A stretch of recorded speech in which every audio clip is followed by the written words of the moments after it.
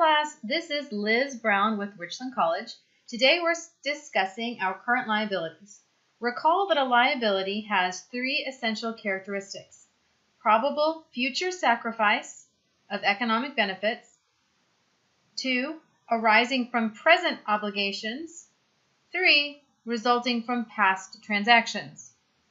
Usually we talk about cash. We owe cash. But remember that we could have a deferred revenue, which is the future sacrifice of inventory or services. Please take a look at the readings and other resources out on eCampus.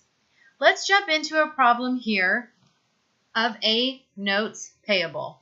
Let's take a look at a October 1st, 2021 borrowing of $41 million. The promissory note has a one-year term at 9%. Interest is payable at maturity, and the year ends on December 31st. We're going to do this as the borrower in yellow, the person who received the cash and owes, and as the lender, the person who lent the cash. So let's start off in yellow as the borrower. We are borrowing $41,000. So we need to have a notes payable increased by $41 million, and we need to show that our cash also increased by the same amount. Let's record our journal entry.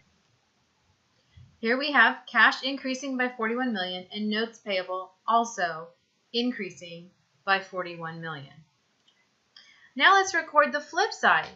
If we are the bank that is giving the cash of $41 million, our cash is going to decrease. I also included a positive beginning balance so we wouldn't have negative cash.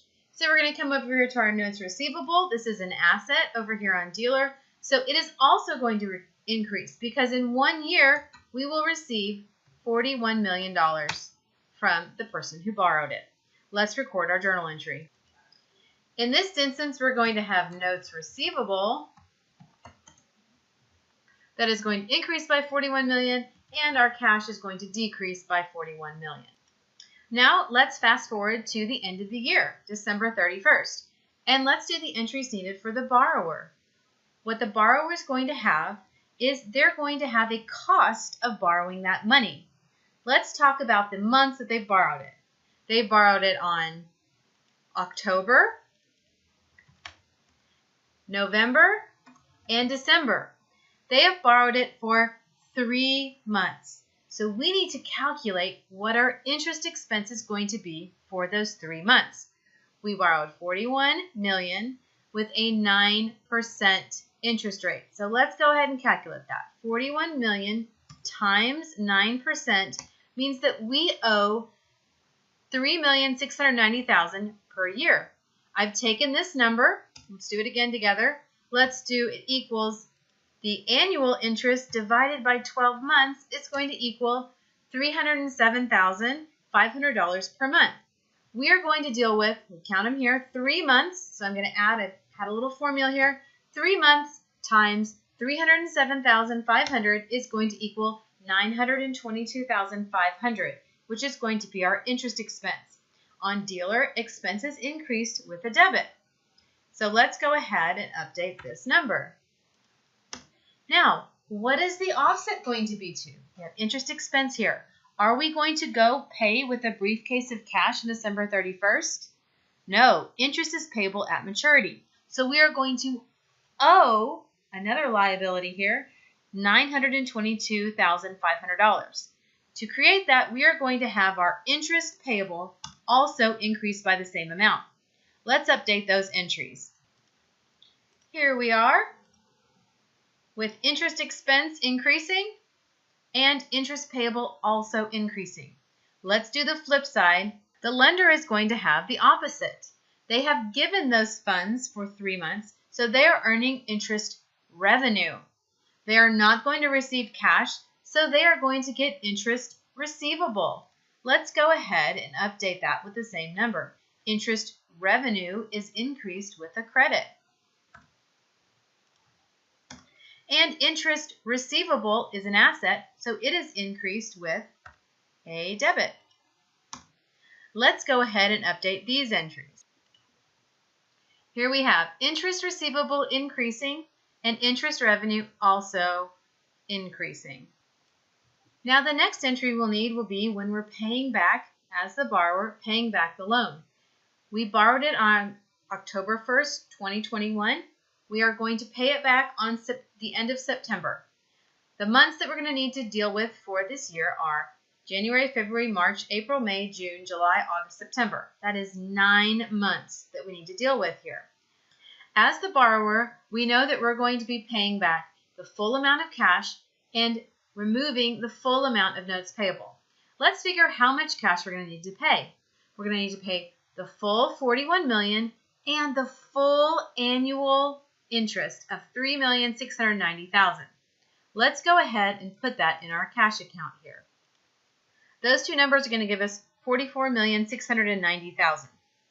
Okay, what are we going to do with our notes payable?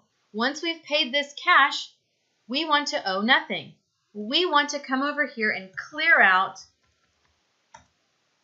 this full notes payable. Let's update the journal entry with what we do know. We have notes payable and we have the cash. What are the pieces in between? Let's go look at our T accounts and see what else we need to deal with. We have some interest payable. Once we pay the cash, we are going to pay that in full. Let's go ahead and clear out our interest payable. Here is what our journal looks like right now. We have notes payable getting paid in full, interest payable that we owed from the previous year paid in full, and cash. What else are we missing? We are missing an entry of approximately $2.7 million. We owe interest for these 9 months. Let's go ahead and calculate it. Per month is going to be $307,500, and we need 9 months. So let's populate that in there. That's going to give us our interest expense of an additional $2.7 million approximately. Here is our interest expense. This is exactly what we wanted to see. This is our per year interest rate. That is what we are calculating as our interest expense. Note, interest expense is a temporary account. This gets closed to retained earnings at the end of each year. So this balance would have been closed out, but we're showing this for informational purposes. All right, let's go ahead and update our interest expense in our journal entry for this $2.7 million. Here we are with interest expense. Let's do the flip side for the bank. The bank is going to be receiving the cash. They are going to receive the cash that the borrower paid, which was $44,690,000. Let's go ahead and add this on the cash side. All right. Now that the cash has been paid, there is no longer a notes receivable. We need to update this notes receivable by the $41 million to get that to go to zero. Let's update the journal. Here's what we're seeing. We have the cash that the bank is receiving and the notes receivable that they no longer have. What else do we need to update? Let's check out those T account. The bank will no longer have a receivable of this amount because the loan has been paid in full and part of this cash was paying back this receivable. So let's update this. Also, interest revenue. The bank earned this portion of interest revenue as of December 31st in the prior year. Now we need to update the additional 9 months that we had in the current year. This is going to give us just what we expected. Interest revenue equal to the amount of interest expense calculated. Let's update our journal. We are showing the interest receivable being reduced by $922,500 and our interest revenue being increased with a credit of $2,767,500. All right, guys, these are the journal entries showing both the borrower and the lender for this example. All right, let's finish out with a ratio example. Remember to update your 5x8 single-sided note cards for any information you might find useful on the exams. The current ratio shows us our current assets divided by current liabilities.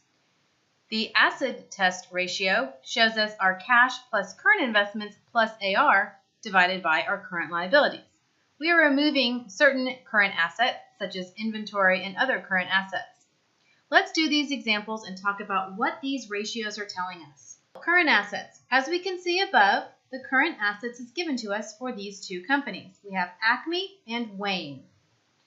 Current assets is a sum here of all of these assets shown. Current generally means they are assets that we will use in the next 12 months. We have cash and cash equivalents, current investments, net receivables, inventory, and other current assets. Current assets are $15,372 for Acme, $9,784 for Wayne. The current liabilities are also shown here in the example. Current liabilities are those things that we will pay or will be due in the next 12 months.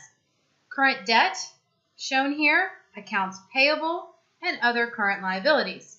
Our balances here, shown these below as well, are current liabilities of $11,462 for Acme and $7,708 for Wayne.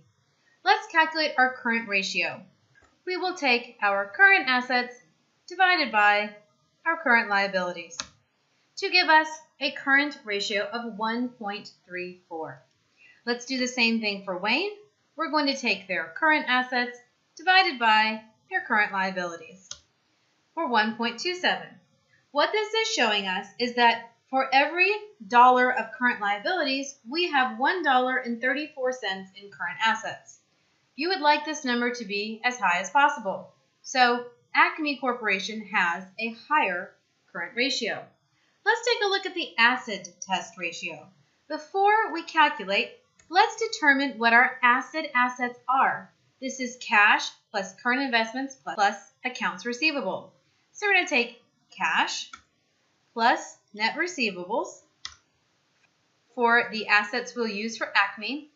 And for Wayne, we will take cash plus current investments plus net receivables. To calculate the ratio, we're going to take our calculated assets and divide by our current liabilities. Same for Wayne Corporation to give us these two acid ratios.